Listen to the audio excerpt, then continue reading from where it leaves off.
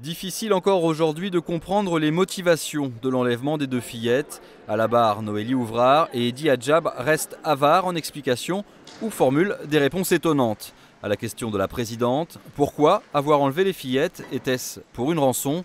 Eddy Adjab répond sans ciller que c'était pour faire comprendre à la mère des fillettes qu'elle ne s'en occupait pas bien puisqu'elle les laissait partir avec des étrangers. Si vous ajoutez à cela un comportement de défiance vis-à-vis des juges, autant dire que sa défense risque d'être compliquée. Il y a un véritable problème de communication d'Eddy Adjab depuis le début.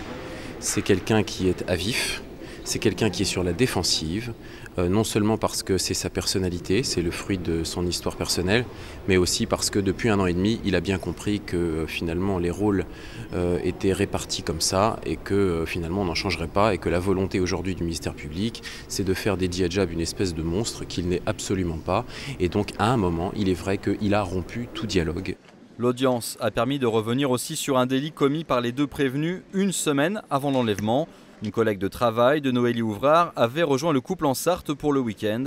Elle a été droguée à son insu avec le même cocktail de médicaments qui servira à assommer chimiquement les deux enfants une semaine plus tard. Reste à déterminer l'état mental des deux prévenus en pleine crise conjugale au moment des faits et la motivation sexuelle ou non de cet enlèvement. 2 jours qui risquent de ne pas être suffisants pour faire toute la vérité dans cette affaire.